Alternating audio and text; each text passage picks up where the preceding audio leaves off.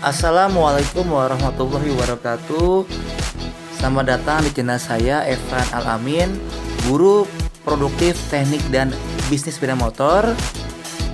Kali ini saya akan membahas mata pelajaran pekerjaan dasar teknik otomotif kelas 10 SMK dengan judul materi tentang hand tools.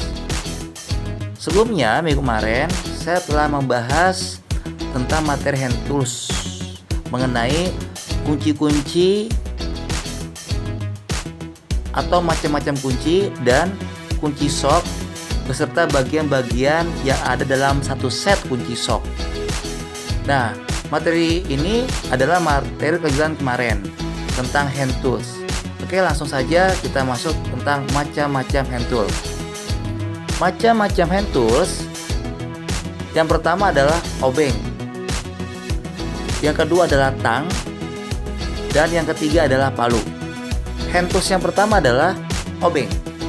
Kegunaan obeng ialah untuk membuka atau memasang skrup plus dan skrup min pada komponen-komponen tertentu pada bagian motor, seperti pada lampu kepala, pelindung radiator, dan untuk melepas pengikat seperti skrup dan lain-lain.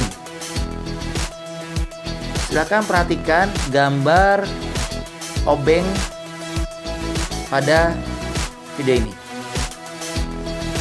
Macam-macam obeng. Yang pertama adalah obeng plus, yang kedua adalah obeng minus. Nah, di sini adalah gambar obeng plus dan obeng minus yang sering digunakan dalam pengerjaan di bidang otomotif. Hand tools yang kedua adalah tang.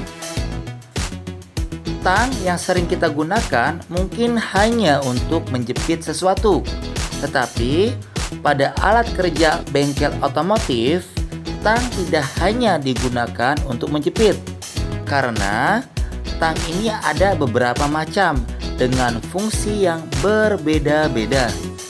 Dan di sini adalah contoh dari tang.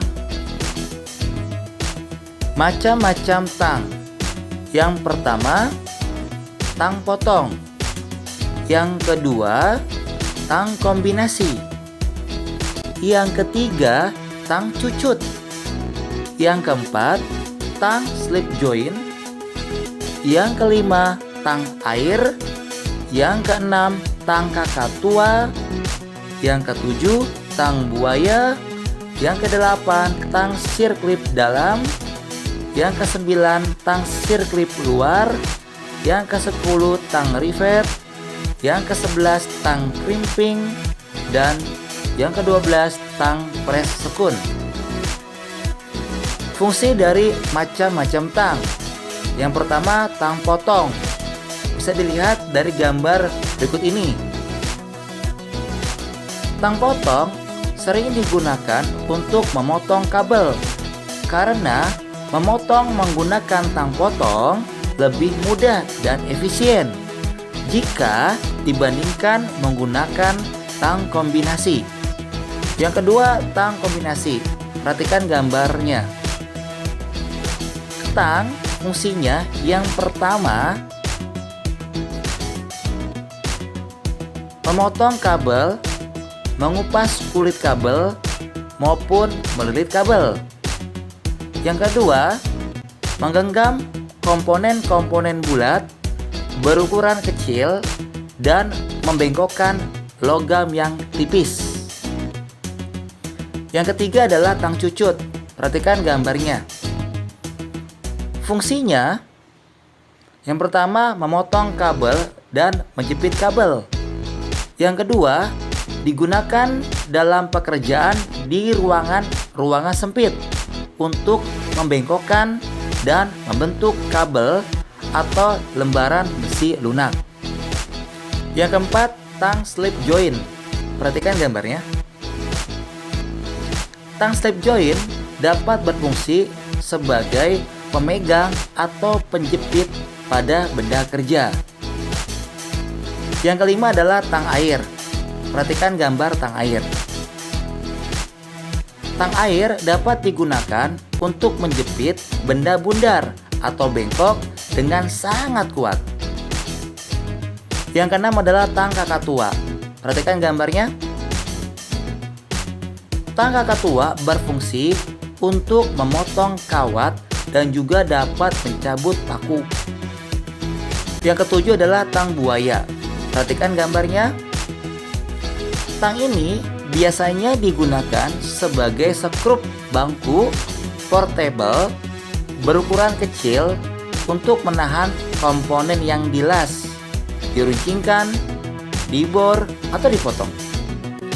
Yang kedelapan adalah tang sirklip dalam, atau orang bilang adalah tang snap ring dalam. Alat ini digunakan untuk melepaskan atau memasang internal sirklip yang digunakan untuk menahan beberapa gujion pin di dalam piston. Yang kesembilan adalah tang sirklip luar atau tang snap ring luar. Alat ini digunakan untuk melepaskan dan memasang eksternal sirklip seperti yang akan digunakan untuk menahan bearing pada shaft atau poros. Yang ke-10 adalah tang rivet. Tang rivet sesuai dengan gambar yang ditampilkan adalah tang yang digunakan untuk memasang paku keling. Yang 11 adalah tang crimping. Perhatikan gambarnya. Tang crimping merupakan tang yang berfungsi untuk memotong atau mengupas kulit kabel. Biasanya juga anak jurusan TKJ menggunakan hal ini untuk prakteknya. Yang ke-12 adalah tang press sekun. Perhatikan gambarnya. Tang press sekun berfungsi untuk mengoneksikan sebuah kabel dengan sekun kabel dengan cara dijepit atau ditekan atau dipres. Hand tool yang berikut adalah yang nomor 3, palu atau hammer. Secara umum, palu digunakan untuk memukul benda kerja dan palu yang sering ditemui biasanya berbahan besi, tetapi palu ada beberapa macam. Nah, gambar di sini adalah salah satu contoh palu. Macam-macam palu atau hammer. Yang pertama, palu paku. Yang kedua, palu konde. Yang ketiga, palu karet. Yang keempat, palu plastik. Yang kelima, palu tembaga. Fungsi dari macam-macam palu. Yang pertama adalah palu paku. Perhatikan gambarnya. Pada palu paku terdapat dua sisi atau bagian.